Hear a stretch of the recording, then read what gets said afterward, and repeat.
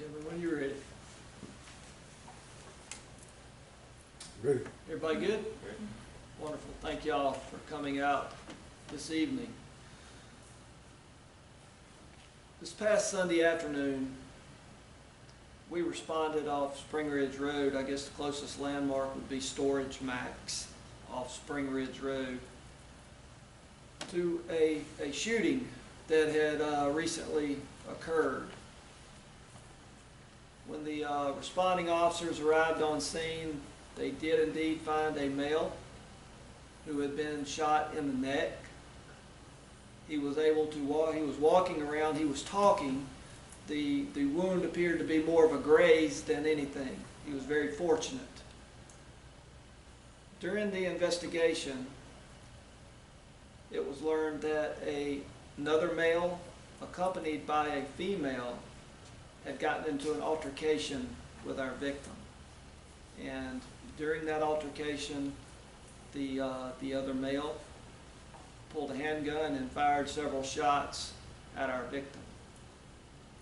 They then fled the scene, and the victim, we were called, and our victim in this case is a young man, 21 years old, named John Jones. And during the investigation, we learned that John Jones stole a wallet containing the credit cards of the female identified as Shakayla Washington.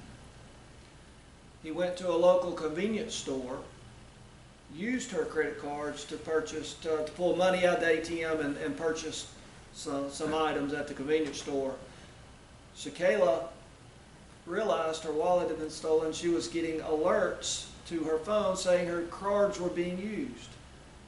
She went to the convenience store, saw him, believed him to be using her card. She went back to her residence, collected her boyfriend, and they in turn confronted John Jones just outside on a city street. So, Jamarcus Williams has been charged with aggravated assault. He has a $150,000 bond. Shakayla Washington has been charged with accessory after the fact. She currently has a $10,000 bond. John Jones, the victim in this case who was shot, is wanted by us now for credit card fraud. We do not have him in custody at this moment. Amanda will provide y'all with a photograph, and I would appreciate if y'all would attach it to this story. And anybody who knows where John Jones is, please contact the Clinton Police Department or Crime Stoppers. We are actively pursuing his whereabouts, and when we find him, we will take him into custody. The biggest point of this whole story is that Miss Washington should have called the police. We would have responded quickly and helped remedy her situation. She was the victim of a crime, but she chose to go the wrong way and take matters into her own hands. Therefore, she and her boyfriend, who accompanied her to confront Mr. Jones, they ended up shooting him. Both of them are arrested and charged. So that's the point in this. We're not going to put up with this behavior in the city of Clinton. It's just not going to happen. We provide the means for people who are victims of crimes, and that is to call the police department. We will come out and help you. But we're not going to allow you to take matters into your own hands. It's not how it works in the city. So if y'all have any questions, I'll be happy to answer them if I can. Do any of the suspects have prior records? Very, very minimal records in this case. It's rather odd that they went to these lengths over a stolen credit card. Are they all citizens of Clinton? They are. They all reside at an apartment complex off Spring Ridge. Mr. Williams and Miss Washington are they just arrived in Clinton. They've just recently moved into the apartment complex. Do we know where they're from? City of Jackson, where they moved from, is the last reported addresses we have. Is this kind of a case of a stupid crook? Because from what you're telling us, her credit card gets stolen, she gets the alerts, she has time to get up there to the convenience store and see he's still there, then go back home, get her boyfriend, then come back up there.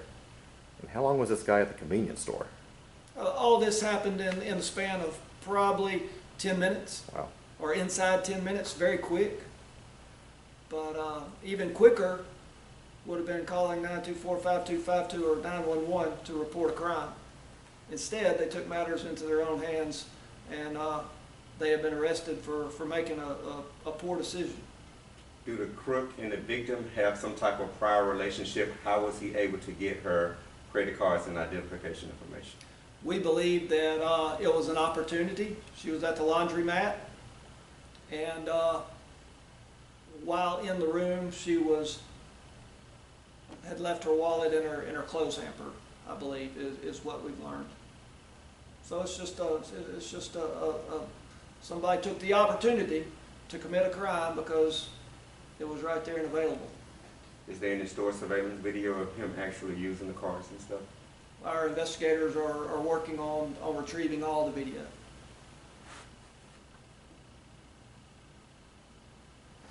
All right, let me update y'all on one other thing that happened today. We're proud of here in the city of Clinton. We had 2 recruits graduate from today's graduation at Malota, Mississippi Law Enforcement Officer Training Academy. We're pleased to add 2 brand new police officers to the streets, and we believe they'll do a very good job for the city of Clinton. What did they bring your number up to now, Chief? We're at 61 of 65. What's your capacity? 65. We're getting there slowly but surely. What is the cost for Malota for one cadet to go through there? The cost, $3,600. Not counting all the costs that we incur as a department, but $3,600 for the training. All right, thank y'all. Thank you. Are we able to ask really quickly about storm preparations? Sure, Okay. sure. Well, yeah, we were just talking a little while ago. Projected 80-mile-an-hour winds tomorrow in the storm. I believe the latest is sometime the noon to 6 p.m. hour tomorrow. We are hoping that this storm is not nearly as severe as they're suggesting, and that if it is, it misses us. And we pray for everybody that nobody will get involved in this storm, and it's not nearly as bad as they think.